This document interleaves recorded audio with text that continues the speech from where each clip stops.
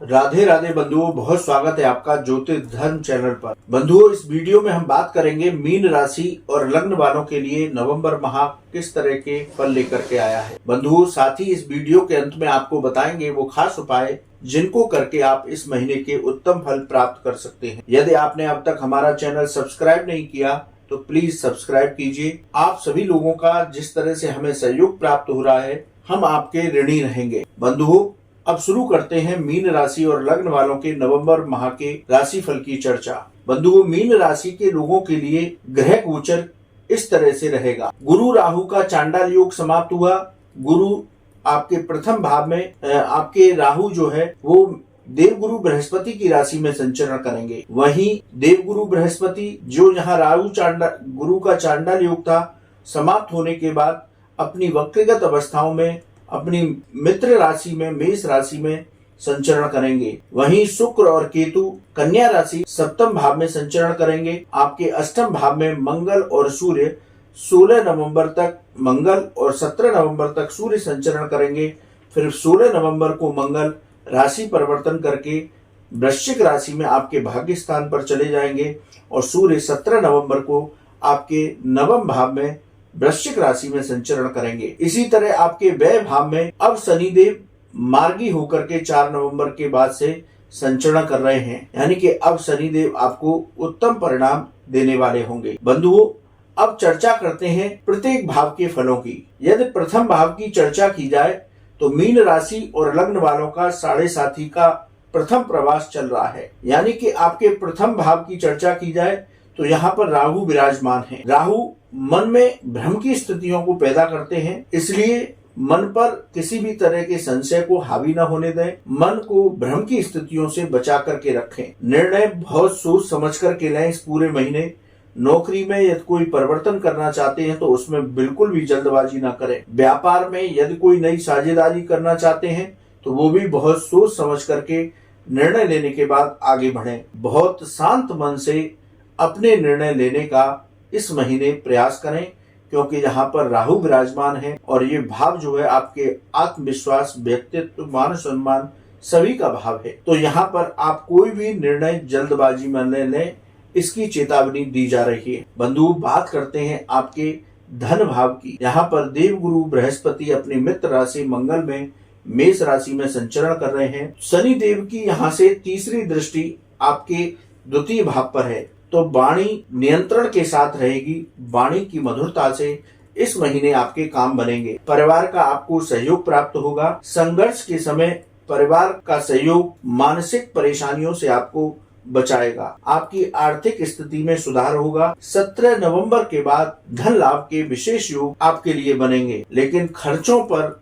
नियंत्रण रखने का लगातार प्रयास करें, क्योंकि आकस्मिक और व्यर्थ के खर्चे मीन राशि और लग्न वालों के इस महीने बने रह सकते हैं। बंधुओं, बात करते हैं चतुर्थ भाव की। चतुर्थ भाव के अधिपति आपके भाग्य भाव में वृश्चिक राशि में बुध संचरण कर रहे हैं। ये भाव आपका भूमि, भवन, वाहन संबंधी भाव है, माता का भाव है।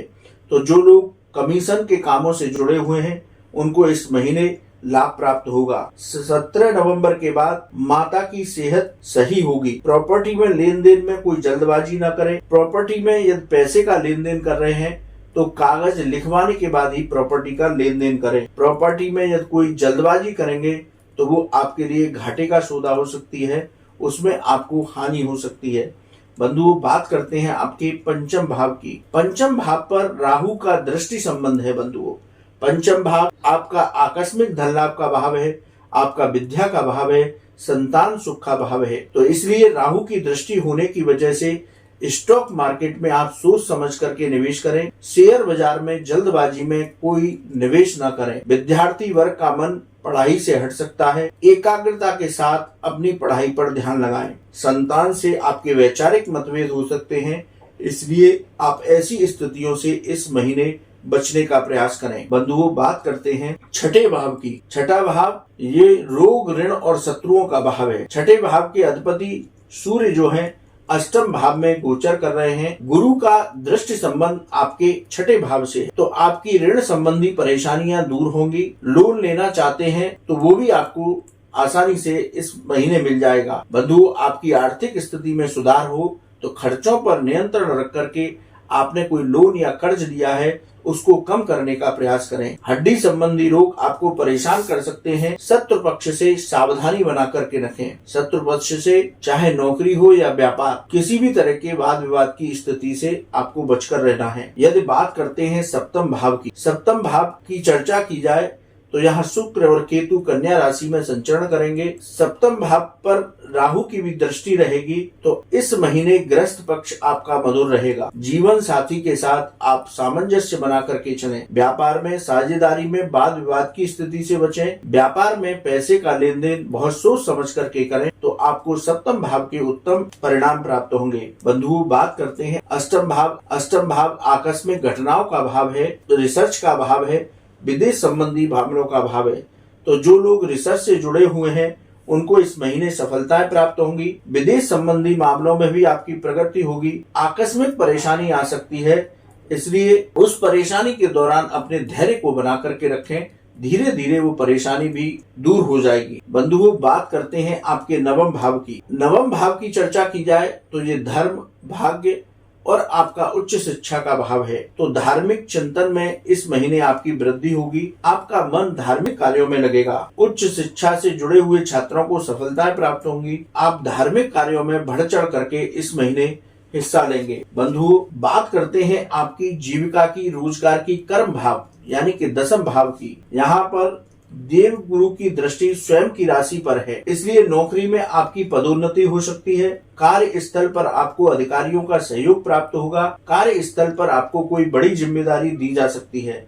नौकरी में यदि आप परिवर्तन करना चाहते हैं तो वो भी आपके लिए लाभकारी होगा। व्यापार में आर्थिक लाभ के अवसर मिलेंगे। पिता के साथ आपके संबंध मधुर रहेंगे। नौकरी और व्यापार की पिछले दिनों चली आ रही सारी बाधाएं आपकी दूर होंगी। यानी कि मीन राशि और लग्न वालों के लिए जीविका के क्षेत्र में बहुत बेहतरीन परिणाम प्राप्त होंगे। बंधुओं, बात करते हैं एकादश भाव की। यहाँ पर लाभेश होकर द्वादश भाव में शनिदेव संचरण कर रहे हैं। तो यहाँ यदि लाभ की स्थितियों को देखा जाए तो धीरे धीरे आपको लाभ के अवसर प्राप्त होंगे।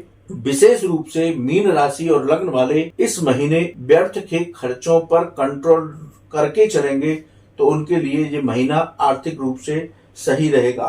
वकालत संबंधी कामकाज में सफलता मिलेगी। अपने धन का सही तरीके से मैनेजमेंट करते हुए आप इस महीने आगे बढ़ते रहें। बंधुओं, बात करते हैं द्वादश भाव की। यहाँ पर शनि देव अब मार्गी हो गए हैं, यानी कि अब अपनी सीधी चाल से चलने वाले होंगे। यहाँ पर 4 नवंबर तक शनिदेव जब तक वक्री रहे उन्होंने आपके खर्चों को बढ़ाया। कई तरह की परेशानी आपके सामने आई। अब यदि इस भाव की चर्चा की जाए तो आय से अधिक आपका धन खर्च हो सकता है। बार बार आपको कह रहे हैं कि व्यर्थ के खर्चों पर आप अंकुश लगा करके रखें। कोर्ट कचहरी के मामलों में आपको सफलता मिलेगी। विदेश संबंधी मामलों में भी आपको धीरे धीरे सफलताएं प्राप्त होंगी। लोग झूठे आरोप आप पर लगा सकते हैं इस महीने, लेकिन आप विचलित न हो। समय के साथ धीरे धीरे आपकी ही विजय होगी। तो बंधुओं, हमने प्रत्येक भाव का फल मीन राशि और लग्न वालों के जातकों को बताया। अब बात करते हैं आपके शुभ दिनों की। 6, 7, 8, 10, 15, 16, 17, 22, 24 और 28 ये तिथियां आपके लिए विशेष शुभ होंगी। वहीं अशुभ दिनों की बात की जाए तो 11, 12, 13, 20, 26, 29 और 30। बंधुओं, इस महीने मीन राशि और लग्न वालों को क्या उपाय करना चाहिए? आप प्रतिदिन भगवान लक्ष्मी नारायण का पूजन करें, श्री सूक्त का पाठ करें, तुलसी और पीपल वृक्ष पर दीपदान करें तो मीन राशि और लग्न वालों के लिए नवंबर माह बेहतर परिणाम देकर के जाएगा। बंधुओं, आपको वीडियो कैसा लगा आप कमेंट बॉक्स में लिखें। यदि आपका कोई सवाल है तो आप व्हाट्सएप नंबर पर लिखें, हम उसका जवाब अवश्य देंगे। राधे राधे।